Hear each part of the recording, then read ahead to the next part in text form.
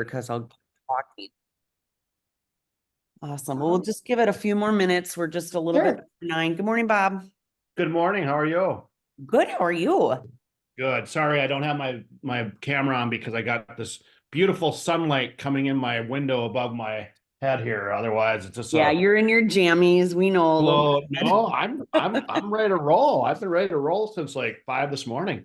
I'm kidding. So, Now, Bob, do you know Danelle from your Remax days? Do you guys know each other? Bob Snyder?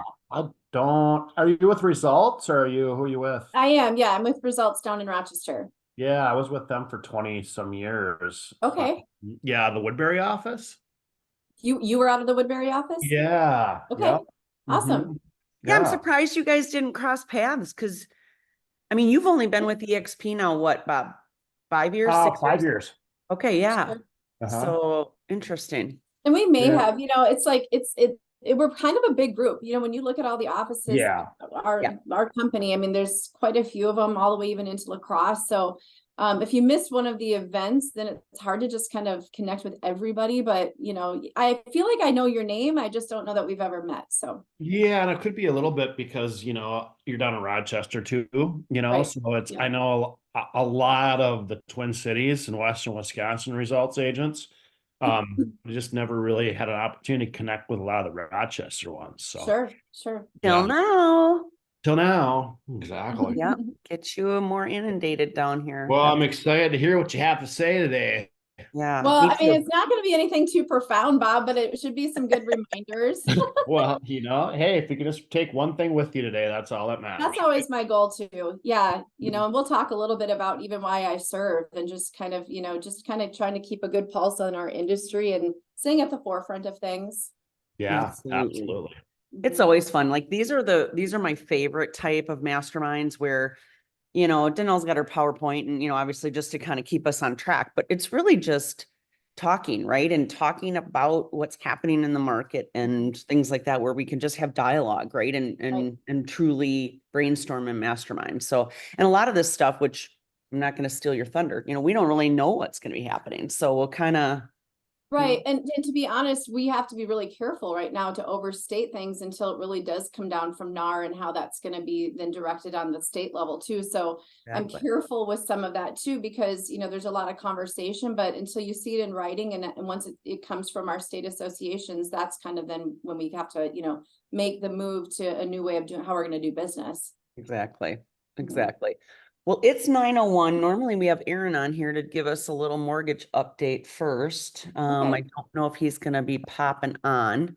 So maybe at the end we can have him do that. I want to be mindful of everybody's time. So good morning. Thank you guys for joining us on Empire Masterminds. As I kind of said in my little promo video, super excited. I've known Danelle for years. Danelle Edie Sparks is a top agent down here in southeastern Minnesota with Remax Results. She not only is a phenomenal agent, she also is this year a Minnesota State Association director.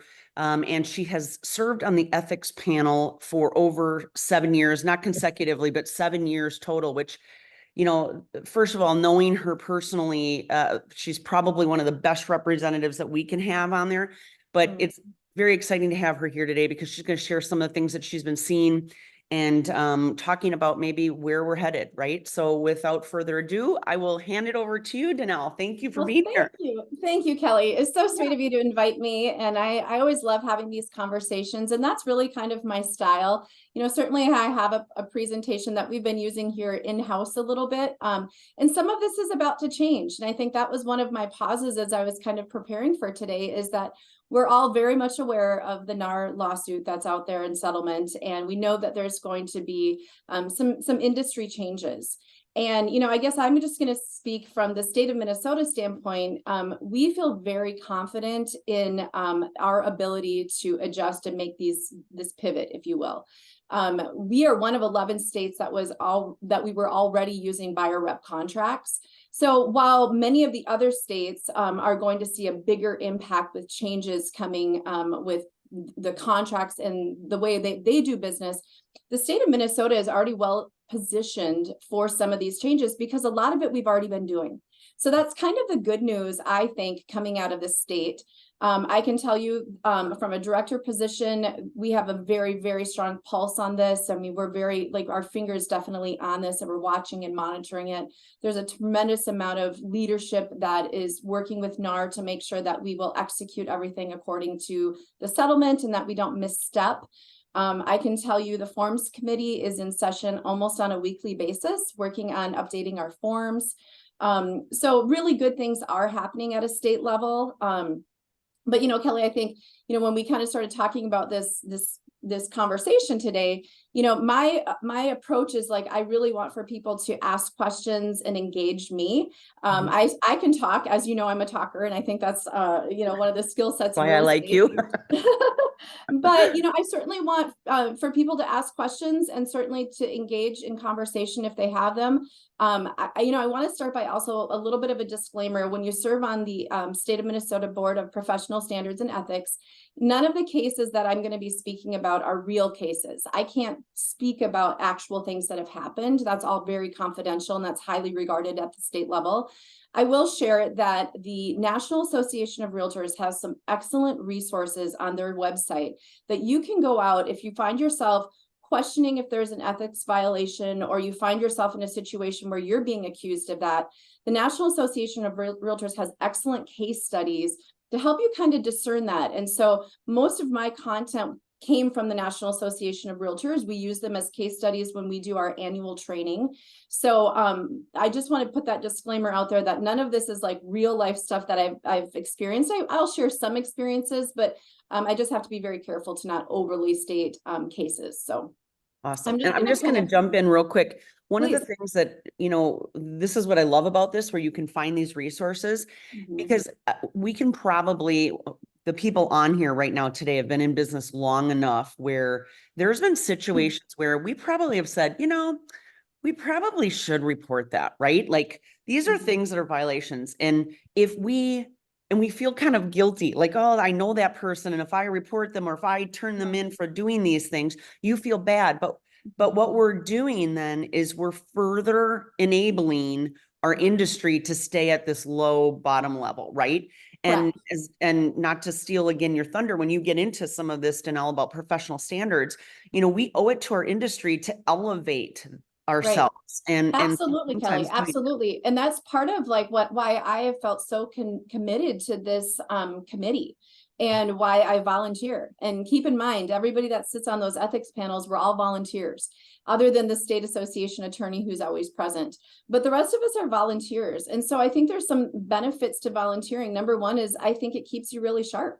And I think it also keeps you are aware of what's happening in our industry. And I will share just a couple talking points too. When we go to a hearing, for me, I'm always going back up to the Twin Cities Metro. So I don't typically hear cases that are happening in our market, because you'll never hear a case for your own brokerage. So when I'm on a hearing panel, I'm hearing cases with other brokerages. So there's never any concern about, well, she works for that brokerage, obviously she's going to sway towards that agent or that case, because you can't. And so that's a good thing too. So there are high standards. And I think it really pushes all of us to that next level. And how do we keep elevating our own businesses? I think after this is my 24th year, and I think there's always a temptation where, you don't keep pushing yourself. And my goal with serving and being present in some of these discussions and kind of hearing what's happening in the market is just awareness, and a lot of awareness of like what not to do. And I really do walk away from the table like, wow, that's a good reminder of what not to do. And so those are some of the talking points that we'll kind of get into as we go through today. And again, I'm just going to do a real brief overview, kind of the discussion points, and then, just kind of going over the code of ethics. And, here I'm going to pause too and say, I believe, and this is a Danelle belief, that with the NAR settlement and changes that will be happening in our industry, I do think that we will see some changes to the code of ethics. I don't know which one. I don't know which article. I'm not sure how that's going to impact the changes, but I do think that we will see some changes in the code. For the longest time, we were never allowed to talk about commissions, right? I mean, it was just like, it's taboo. You don't talk about commissions. It was an off the table kind of conversation. Well, now with the changes happening in our industry, I feel like there will be more conversations about that. And so I think the code is going to have to make some adaptations to what we're going to be doing in our market and how we're going to be working. So I do think we're going to see some changes coming from the code. The code was established in 1913. We all know that there are 17 articles in the code. And again, this is just a real brief overview. Articles 1 through 9 are the duties to the clients and the customers. And really, what does that mean, right? You know, what are our responsibilities to both customers and clients? A lot of this is going to be kind of cleaned up, if you will, when we have these buyer rep contracts and listing contracts, because the contract's intention is really clarify who's representing who and who's participating in this real estate transaction. So Articles 1 through 9, that's kind of what they cover. When we go into Articles 10 through 14, those are some of the duties to the public, our responsibilities as real estate professionals, and you know, as far as our service, our professionalism, that's what Articles 10 through 14 really address.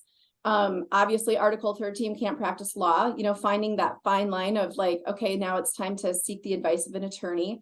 And then Articles 15 through 17 are going to be the duties to realtors, and how we engage and interact with each other.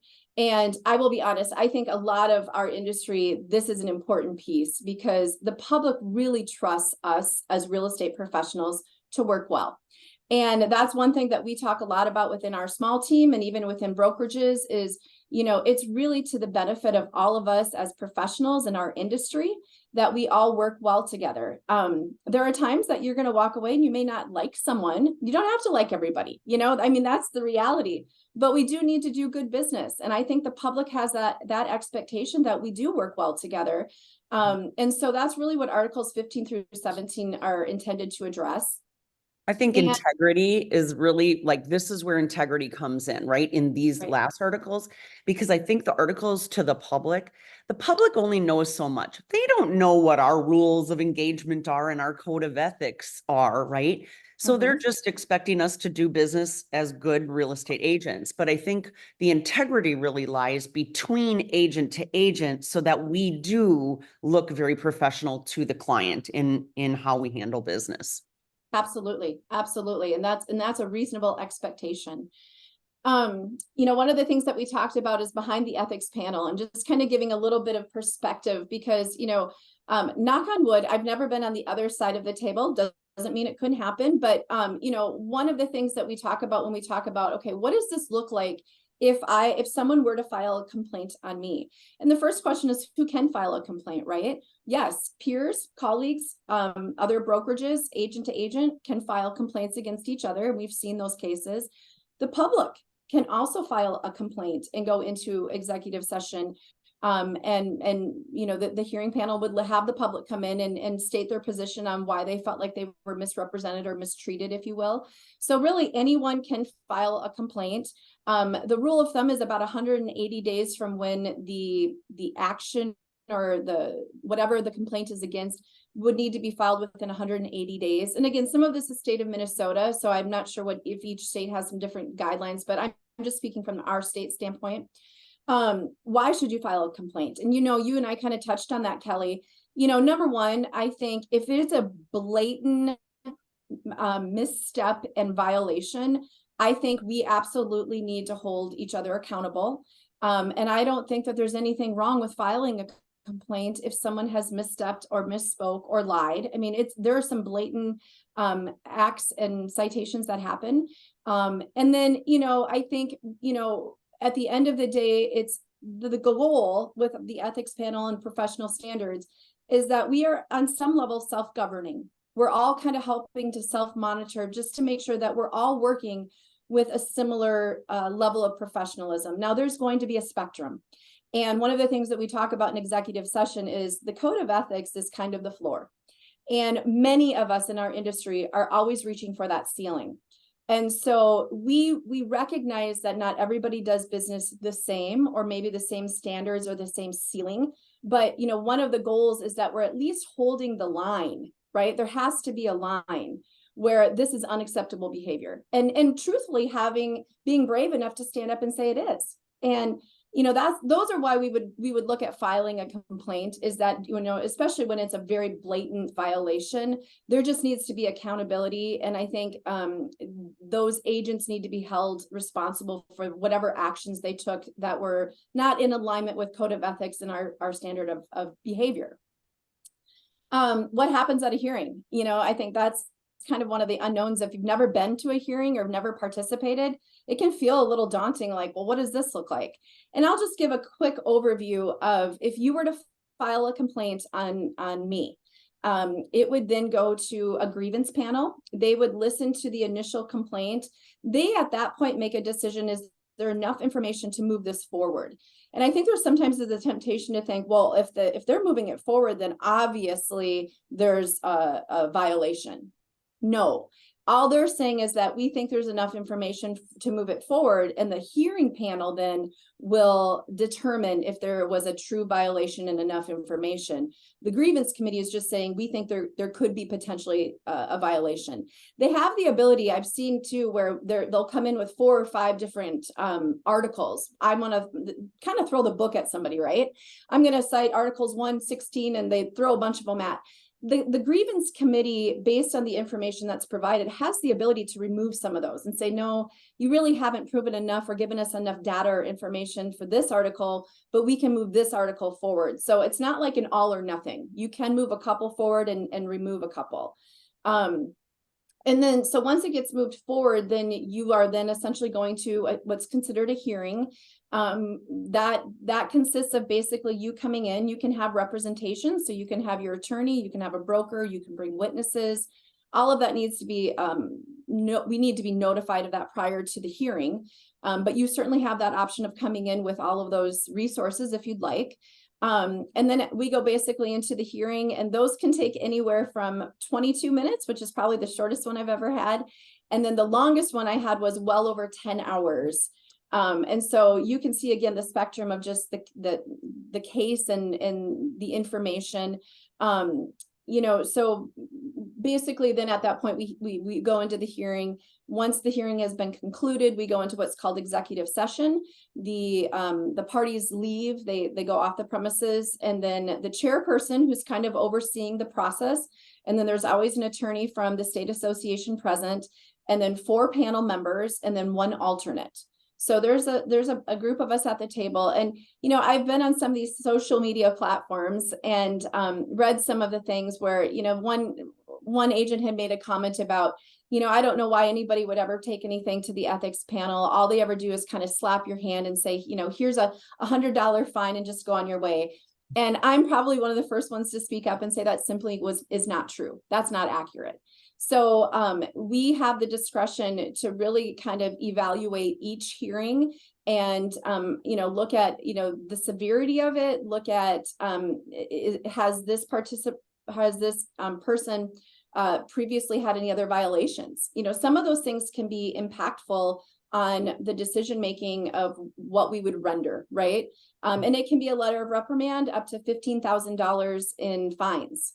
Continuing ed can be required. So there's a spectrum again there too of what you could expect to see for citations or violations.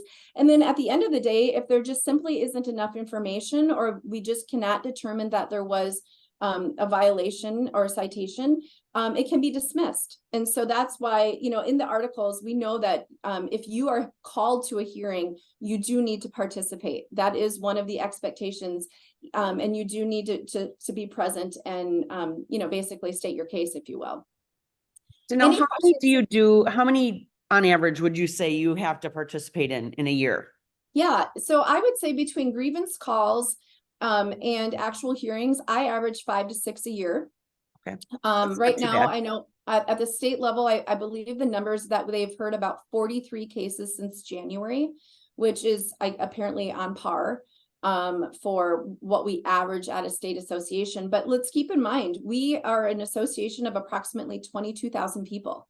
So when you really think about 22,000 realtors are out doing real estate and practicing, and we had 43 cases, for me, that means I think most are working at a good high level in our industry, and that this system is working, because it's not like we're into the hundreds of cases, right?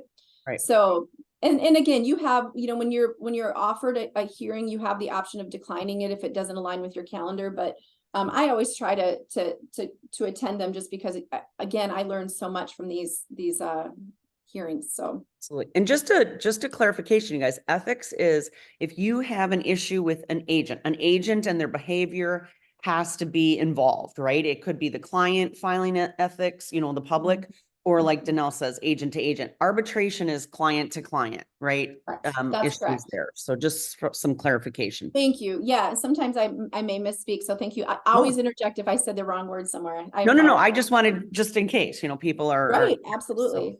Yeah. Any other questions about that process? A little bit about like what happens and what you can expect. Pretty straightforward. Okay. So let's move down to best practices to avoid an ethics complaint. And again, this is one of those things that we talk a lot about with in-house, I say, as far as, what do we need to do as real estate professionals to keep working at high levels and keeping our best practice standards for our industry. I remember one hearing where I walked away, and it was between two realtors, and I remember the listing agent saying, well, this was how the buyer sent the purchase agreement over.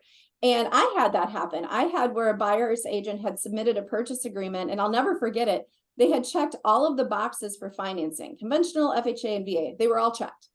And I remember sending it back and saying, well, we need to pick one. So, which one are we going to be using here? And he kind of got a little trite with me, and he was like, well, we want to have all of our options and we're not sure which route we're going to go. And I'm like, well, it impacts the seller. So we kind of need to have some clarity on which route are we going here. So what I'm saying is, you as a listing agent oftentimes will be handed something that frankly is sloppy and it's not clear. And I remember coming out of some sessions where you look and you say to the two, and you look at the two agents and think, you two had a responsibility. Even if the buyer's agent didn't submit something that was clean and clear, you as that listing agent had a responsibility to kind of clean it up, right? So I always kind of talk a little bit about, we don't want to participate in sloppy real estate, and we are a party to that transaction. So, again, I think it's just having the, experience, and maybe even sometimes the courage to go back to the other agent and say, listen, we're going to need to clean this up. And even after 24 years of doing this, you guys, I make mistakes too. I mean, we're all human. I know, we're all human. I did it so quick. I forgot to check 2 boxes. And then I'm like, okay, I know Bruce noticed it. And I had to go back and say, hey, I missed these 2. Let's take it back to your client. And yeah, it happens. Right. I mean, and so that's the, I think that's the difference where, we can say, hey, we missed a box here. Let's get that cleaned up, do an amendment or a counter and kind of clean things up.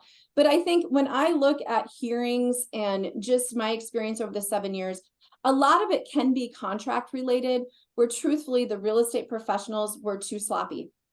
And I get the temptation, I missed an initial here, or I missed a checkbox here. Do not miss initials. Do not miss check boxes, because lo and behold, at the end, it could be a financing thing and no box was checked. So now nobody knows who gets the earnest money, who gets that. And all of a sudden we missed one box, but it becomes Pandora's box of, we got a problem. And this is how we avoid problems. This is how we avoid those ethics complaints, is really cleaning up those contracts and really having good communication. I always say, keep a mindset that any contract you draft at any time could be the subject of an ethics complaint. So when we have that mindset as we're drafting each contract every day or every other day, whatever pace you're at right now in the spring market, you need to definitely be mindful that at any point, an average of 8 to 10 colleagues from the state association to the state attorneys could be reviewing your purchase agreement. So no matter what side of the fence you're on, if you're the listing agent or the buyer's agent, always keep that in mind, that those contracts are always subject to being reviewed by your colleagues. And I think that that's just a really good threshold of, like, nobody wants that exposure of doing a sloppy transaction or being called out on it. Nobody wants to lose their license because they're not doing something the right way. So I think that that's just a really good starting point of, like, how do I stay out of trouble? Write good contracts. You know, we have the SOPs, which are our standards of practice, and that kind of goes more into the code of ethics. I'm not going to probably dive too hard into that today, only from the standpoint of, again, I'm cautious to go too far back into the code and the standard of practice, because I do think we're going to see some changes. Yep. So I'm not going to probably dive too hard into that. What is the foundation of most conflict? Unmet expectations. And that's one of the things that we're even taught when we go into training every year for the ethics panel, is one of the best ways to avoid in real estate transaction is always to clearly communicate. Again, I get the temptation of sending a text message, sending a quick email. We're all guilty of it. We all know we do it. But what I would say is that if you need to pick up the phone and make those phone calls, that's going to be a very, very important step as we avoid conflict in our industry, is just always making sure that we're clearly communicating with all parties. We acknowledge that there are a lot of buckets that we all have to basically adhere to as far as rules and regulations. You have MLS, you know, they have their own rules, the Commerce Department that holds our license, dual agency, if you're two agents in the same office. And you would be surprised at the agents that truly don't even still understand what dual agency is.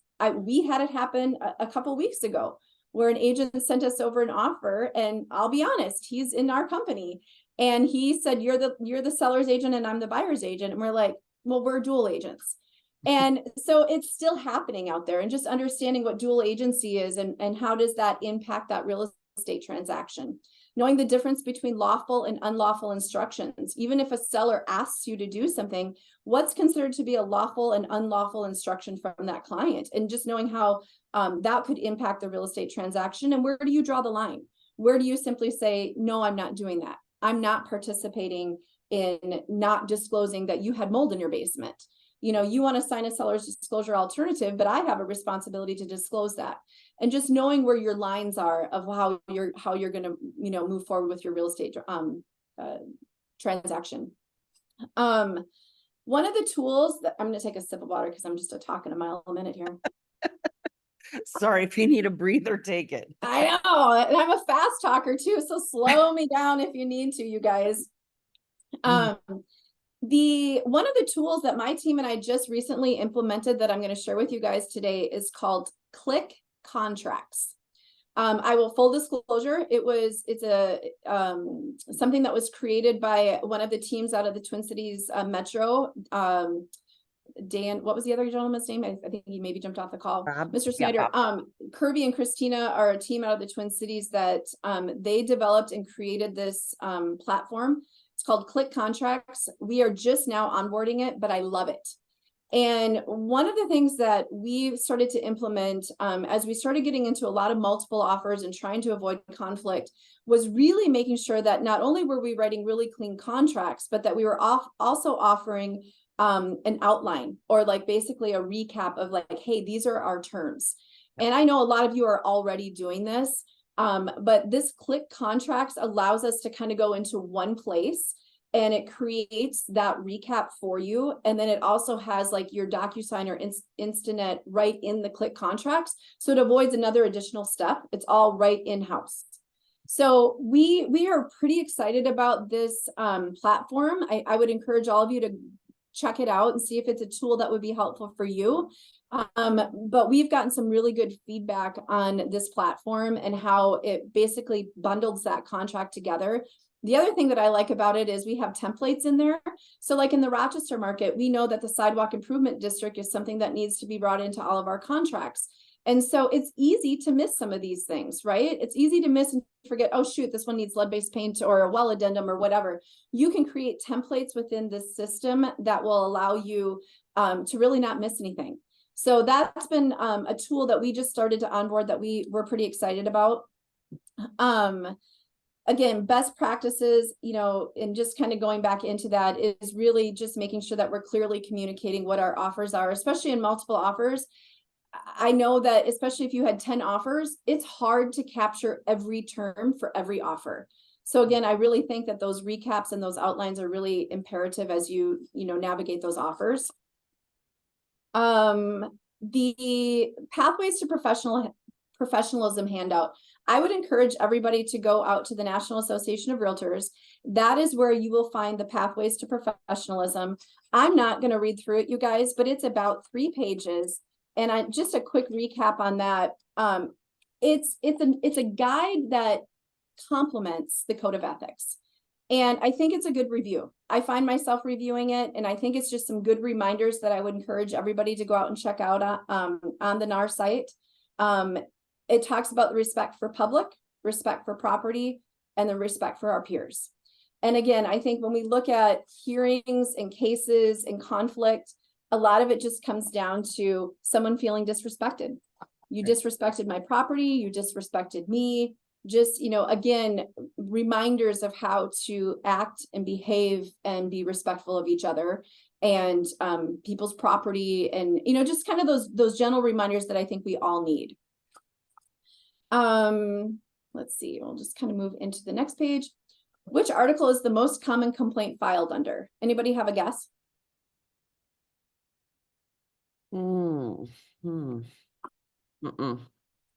Article 1. So Article 1 is the most common complaint. And when you read through Article 1, a lot of it, the first word is when representing. So it just comes back to the responsibility of representation, and just, I think spend some time reading through Article 1, refreshing yourself on, okay, what are my responsibilities and obligations? Because that's the one that we typically see the most or hear the most complaints about is Article 1. So that would be one that I would just kind of keep in mind and just be aware of, our responsibilities when we look at Article 1, because that's the one that we see the most of. These case studies, I'm not going to probably go through. I'm going to jump over to case study 3, because I think that's probably the best example that I can give of a case study. But the other thing that I wanted to just briefly touch on, and I've had these hearings, and I think it's going to be, I'm hoping that with the new changes to our industry, we're going to maybe see less of this. But one of the things that I wanted to just touch on is procuring costs. So very important to recognize and acknowledge that representation and compensation do not always go hand in hand. And that is one thing that I think some people can get awfully confused about. And I have been a part of procuring cause hearings where we've had these scenarios, and I'm just going to give an example of one, but where we had maybe two realtors, and one party is saying, well, that was my client that came to your open house. And the agents that were hosting the open house showed them the property, connected them with a loan officer, and they felt like they had done some activities that procured the buyer, right? And so that's where we can start to get into these gray areas. But I really do think now with the new settlement that once you have a buyer under contract, even if they're to stop at an open house, we go back to that representation. Now, procuring cause can be very gray.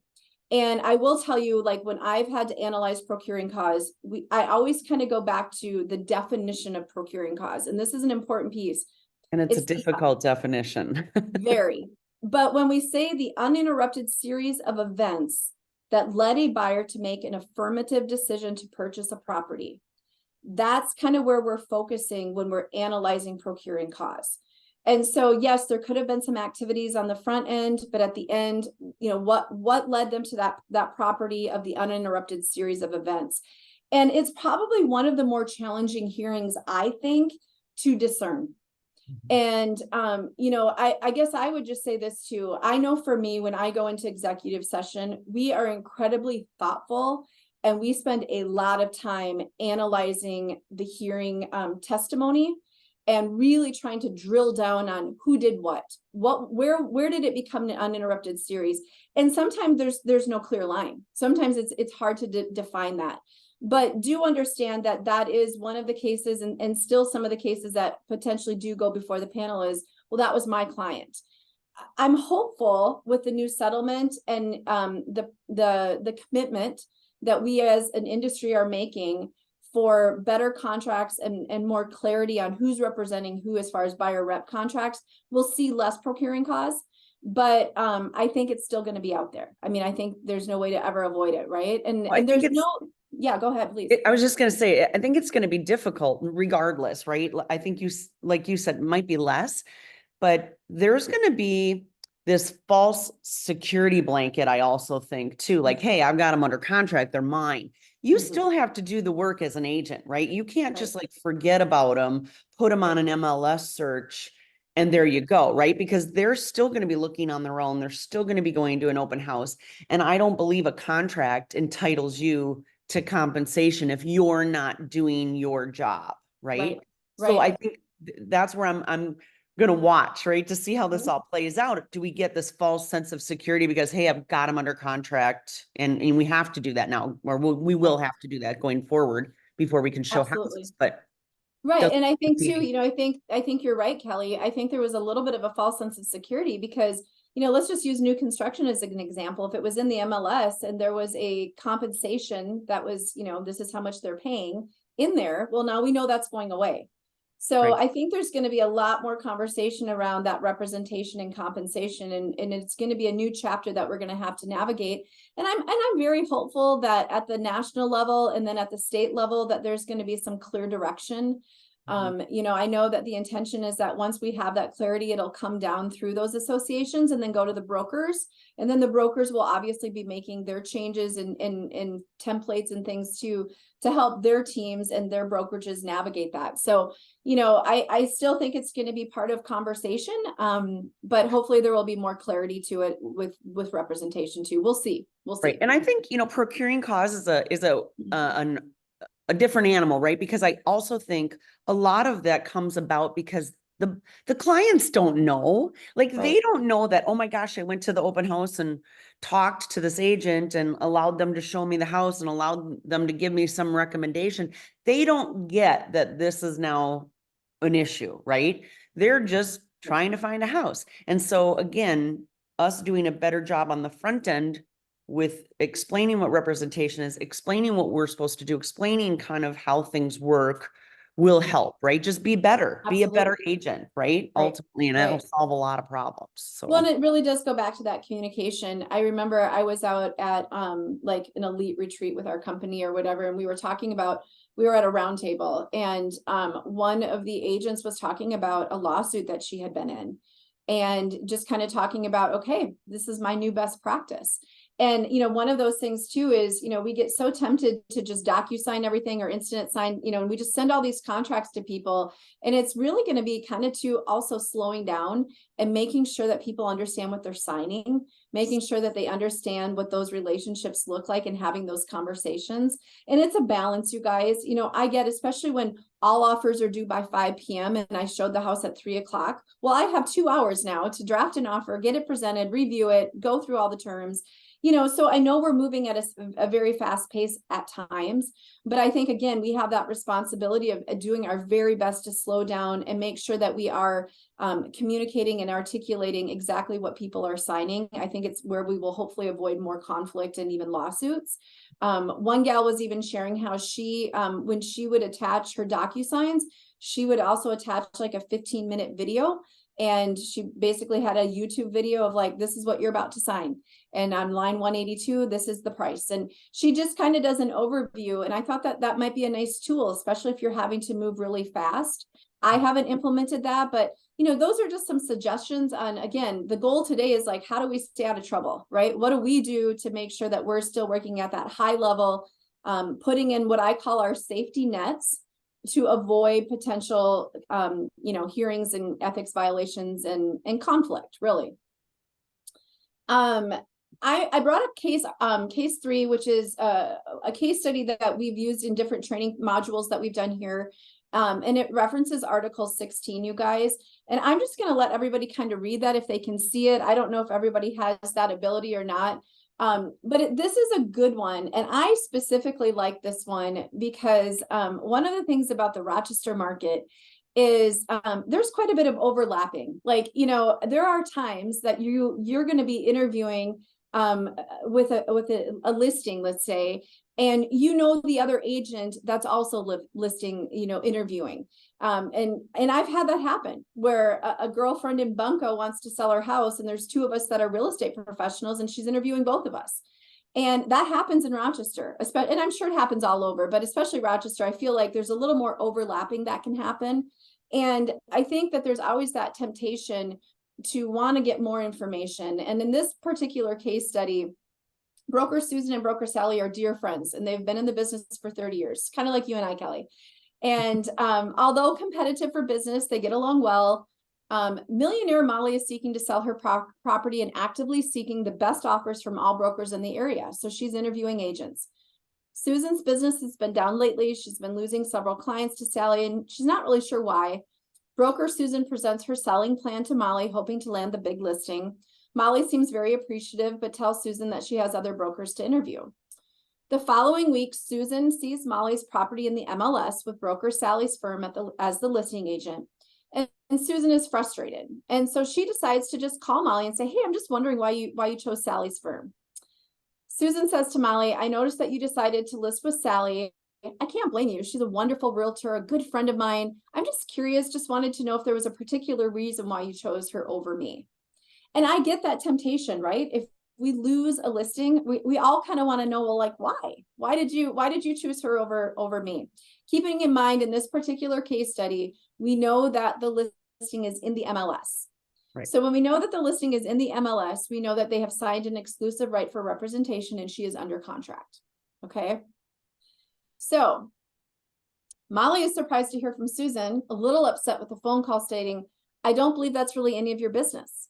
Molly then calls Sally, the listing agent, relays the conversation and tells Sally, do something about this. I don't want these annoying phone calls.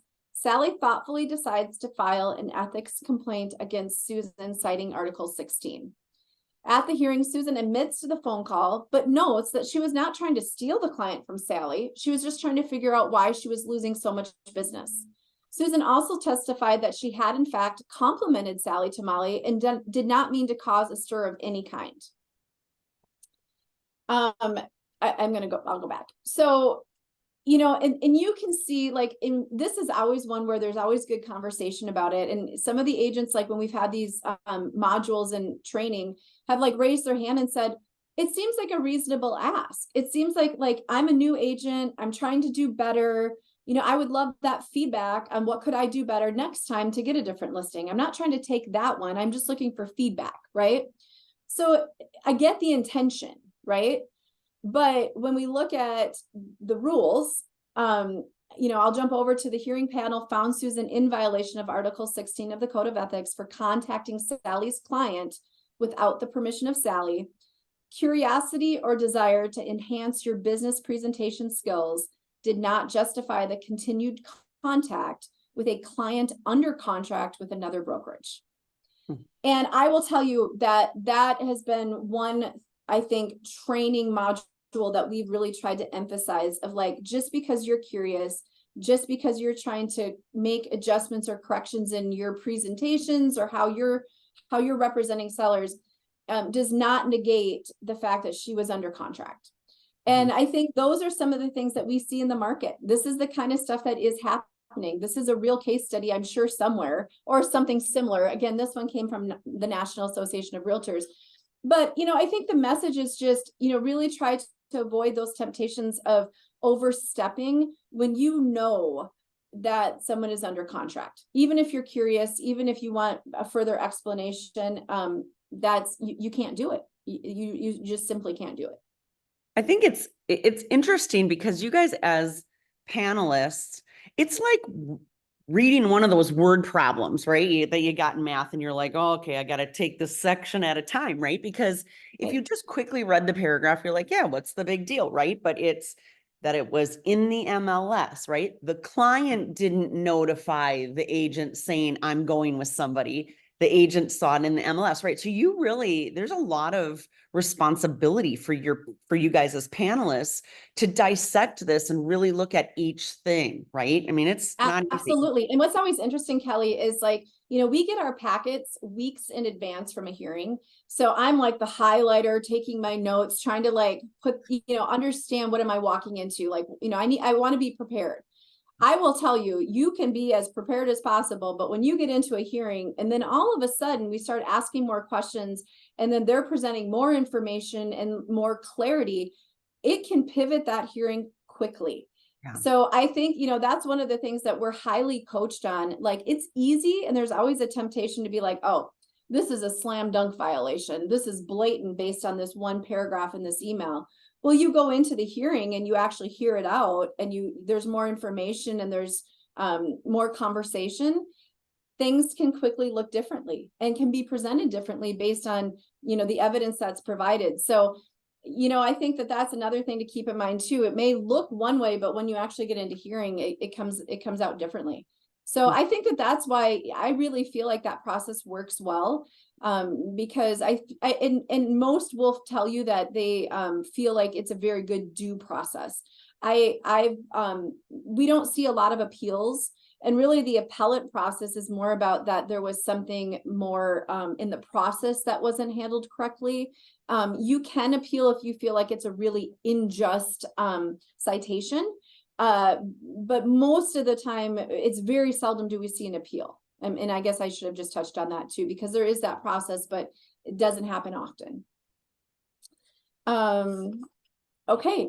Well, I mean, so as far as like my presentation, that was kind of the overview that I had of code of ethics, standards, professional standards, the process, just some little tips on things, that I would recommend and that we've really tried to achieve daily as we do our business. But I certainly wanted to leave time for questions, or if anybody wants to kind of talk through anything that I spoke about, I want to make sure that I'm answering your questions as well. Has anybody been in an ethics hearing? Mm-hmm. Pam, have you? No. Yeah. No. I would hate it. I would freak out. I'm sitting here reading this going, God, that was so innocent. I've never done that, but I'm Yeah. like, wow. You guys, I'm going to share mine, and I was the one that got pulled in. Okay. I had first started, so I'm embarrassed to say this, but I'm going to share it. Good. I first started in real estate, and I remember taking classes and them telling me, like, use any variation of your name, of, whatever, if you think someone might misspell it, if you think someone might do this or do that, and, use that and, kind of use it for directing it towards your website, right? Because people might misspell things. Well, I took that to the nth degree, right? Sure. And it's a small world here, so I can share this, but Bruce's ex-wife is in real estate, right? And I get called her first name all the time, Sure. right? So in my brain, I'm like, well, hell, I'm going to do that. That URL is open. I'm going to take it, right? So, and I directed it to me. Well, I got pulled in to ethics saying that's a misrepresentation, right? And so it was an honest, like, not trying to harm her, but I thought, you know what, I get called that name, and if they really are looking for me, and in her case at that time, I don't think she was doing a ton of business. She does, whatever. But Sure. so I didn't do it with malicious intent, but I was in the wrong, right? And I got called in, and I got, yeah, you're wrong, cancel that, right? So sometimes it's not malicious, but it's not acceptable behavior, right? And we just have to be corrected at that time, right? So, well, and it's such a small world, Kelly, because as you know, my ex-husband and my ex-father-in-law are also in real estate in Rochester. yeah. So I get that. And, there can be some confusion in the industry, like, oh, well, you have the same last name. And I'm like, we do, but we're very different teams. Yeah. And, I get that. And I can see how that you're trying to find those lines and intention, and then just our responsibility. And I think I guess one of the things that I would say too, some of the hearings that I come out of, I really get disappointed and a little frustrated because I feel like there could have been a better resolution prior to it coming to the hearing panel. Yeah. Like, and I guess that would be one of my messages of, like, before it gets to that point, maybe make a phone call to the agent, have your broker make a phone call to that agent's broker. Like, what I call level up, right? I don't think it needs to be like, I'm mad at you, so I'm going to level up and take you to ethics, and I'm just going to try to throw the book at you. Like, let's try to work things out before we have to get to an ethics panel. I really think that that's in the best interest of all of us as real estate professionals and how we do business. And I think having that honest conversation of, like, that wasn't my intention, but also being able to step back and say, I can see how my text message or my email may have come across like that. That's Absolutely. one of the things that I do probably struggle with. I tend to be a very direct person. And when I'm like going 100 miles an hour, I'm like, here's the deal. And I probably need to soften my delivery. And, I recognize that about myself of like, okay, Danelle, slow down, soften the delivery. You don't need to come across so direct, or maybe what could be interpreted as harsh, right? And just having that conversation. And I also think just being able to apologize, and just saying, I'm 100%. sorry, I did not mean it to come across like that. I can see how it did come across like that, and I apologize. Right. Or just own, right? You sometimes it. we just have to own the situation, right? Right. Yep, Right. I did that. So sorry, that wasn't my Yep. intent, blah, blah, blah. But I agree with you, Danelle. There's been so many times that just making a phone call, which is sometimes really hard to do, especially if you're the one feeling that you've been offended or whatever. Right. Right. To just, that's what they've always said. If you have a problem, go to the person first, right? And so we Right. just have to have best practice of doing that first. Now, then if you have to elevate it to ethics or whatever, that's fine. But I agree. Start with just having a conversation and see where it goes. So 100%. Yeah, absolutely. I think it can Hey, avoid a Danelle, lot of it. that Sorry, leveling up absolutely works. And uh, just from general practice, when we were at our previous brokerage and I was broker for 6 years, Right. I pat myself on the back. We did not have one ethics hearing for 6 years.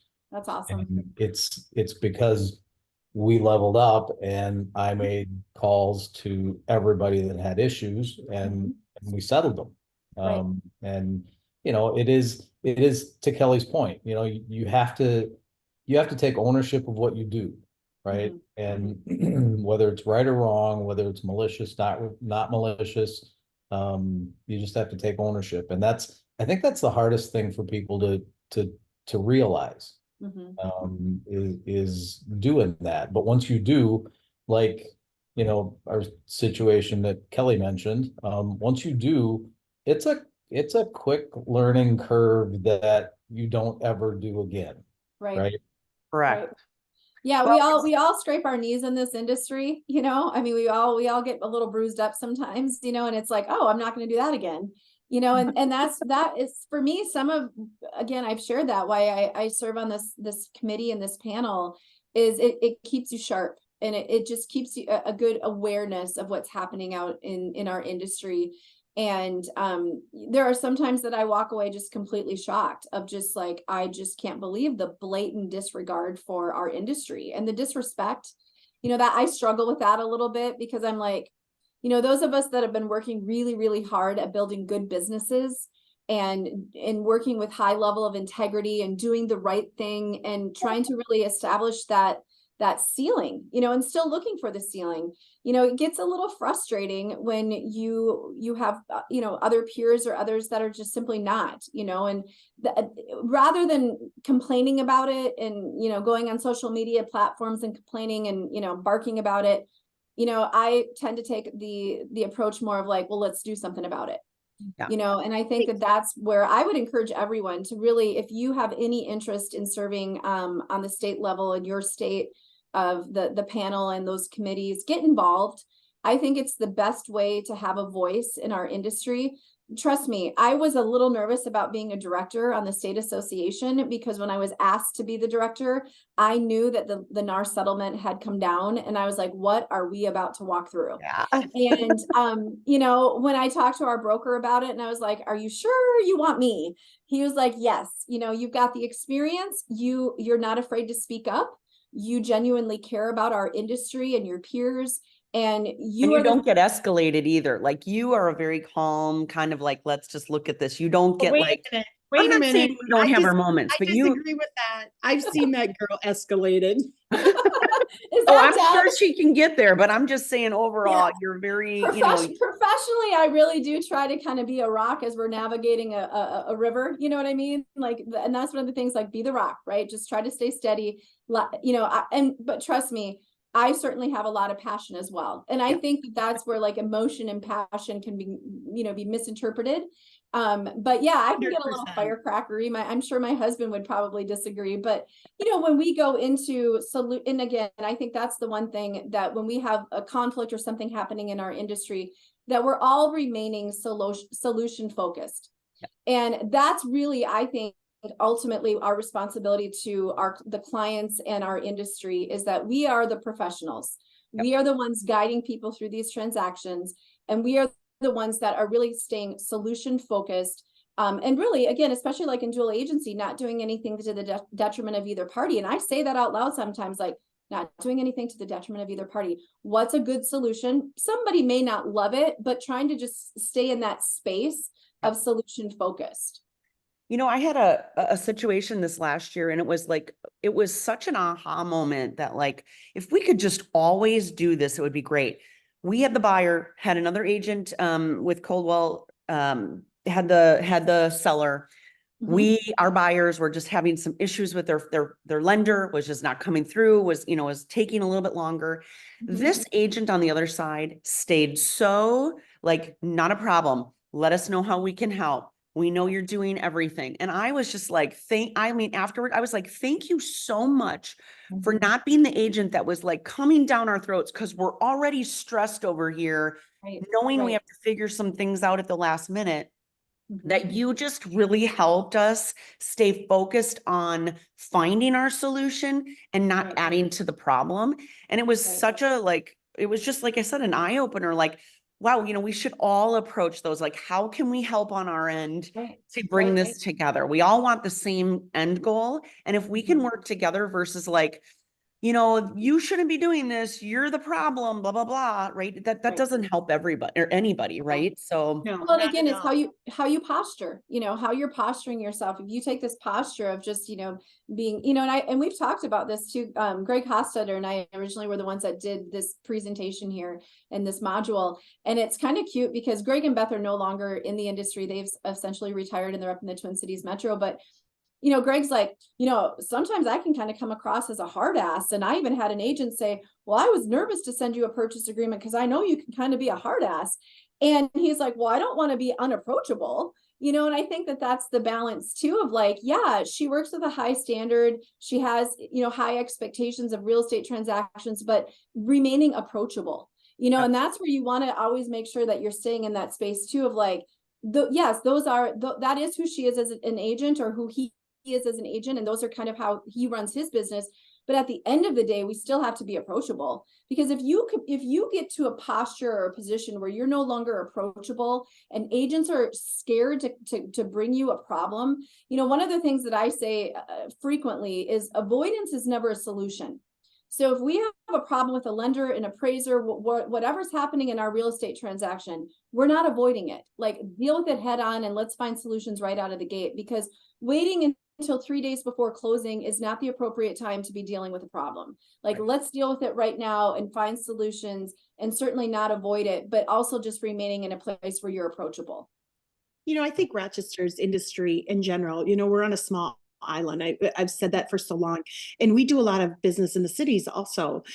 And it's a different ball game. It is night and day different ball game. And I think Rochester agents in general kind of set the bar a little bit as far as cooperation and integrity and communication. It is completely different. And we've done a lot of deals up north, and it's like, wow, we are on a small island. And I think we have a double-edged sword here, because we do have personal relationships with each other. I think that's the kicker. Yeah. And we know a lot of the agents, and we know a lot of the agents in the industry. And so sometimes there's that predetermined, this is how she's going to respond, or this is what he's going to say. And it's like, no, wait a minute. We have to do our due diligence. It's our responsibility to best represent our clients. And so do your due diligence, don't be afraid in the industry, and just represent well. Well, and a lot of us have been in this business for a long time, and there are a lot of new agents, right? And instead of getting frustrated, take the high road and call them and say, hey, this was completed wrong, and I don't know if you just didn't understand, I'm happy to explain, and then you can take it back to your client and fill it out however you need to fill it out. But I think just taking the high road, right? And just, instead of going, we're not taking your offer because it's not complete. Right. Right. Just ask questions and be, like you said, Curious. help elevate everybody, right? Well, and We all the win. reality is we all were new in this business. We all had day Absolutely. one. We have all been mentored. And I think most of us are also mentor, so it's just kind of going back to that space of like, we've all started at day one, and, shame on us if we are not mentoring and trying to, help these newer agents and help coach them and just say, hey, you may want to consider this, or are you aware of this? And just, being more forthcoming, not trying to be like, oh, got one by you, sorry, you didn't catch that. I mean, that's not a professional manner to conduct business. And you're right. I think it's just, staying in that mentor leadership role of really wanting good real estate transactions for the public, because that's what they expect. And I think that's where, when we look at our image of our industry, we're about to walk through, it's already out there. Like, it's all over national news. A lot of people have opinions about us as real estate professionals. How do we maintain that high level of professionalism, conversation? And I think a lot of it truly is supporting each other. Absolutely. And not being afraid to say, you know what, Kelly's a great agent. She's going to take great care of you. Mhm. Because I've you can always take- said it, like, I think we're our own worst enemy. Like, we're undercutting, we're bad mouthing, we're doing things like, not everybody, but I think we are our own worst enemy. If we just, like I said, helped, we complement each other, we help each other, we correct each other in a good, positive way, we're going to just elevate the business all the way around. So Well, and honestly, Kelly, masterminds like this, where you collaborate and you have conversation with each other. I mean, many of us are at different brokerages, but we still are on the same industry. Right? absolutely. And Yep. so just collaborating, having conversation, just reminding each other of things to do and not do. And just, it's helpful to hear from others. Like, what are you Perspective. seeing? Yes, absolutely. Deb, you had something to say, hon. No, it's just for the betterment of our industry too. We have to remember that if we're out there bad mouthing somebody in our industry, that looks bad upon us. And what does that say? Does that make us a used car salesman? I mean, we want to make our profession look good. And so by bad mouthing other people, that doesn't make our profession look good. And it's an ethic violation. I mean, you can't do that. Right. Exactly. Exactly. So let's just be high professionals. Let's be better. Do better. Awesome. Bruce, How did we do? We're right at 10 Pam? o'clock. Is this we like, did, we did good, but we want to hear Bruce's situation. What? What, did Bruce say he went? raised- Yeah, he raised his hand in front of do you have to get an ethics violation? Oh, well, that was. Or was it with the, okay. That was Kelly's, yeah, Oh, Okay. you were together. yeah, Yeah. yeah. I probably could file a lot of ethics violations against my husband, but that's a whole that's a whole nother mastermind. I've been trying to This get one- fired for 20 years. Yeah, anyway. Well, to be mindful of time, it is 10 o'clock. Thank you so much, you. Janelle. I know we've been talking about this for a long time, so I'm glad it finally came to fruition.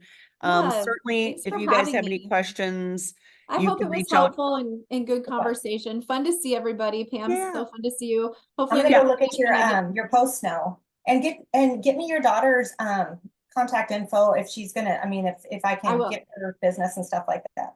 Yeah, Yeah. we're gonna be down there in June, so maybe we can grab a coffee.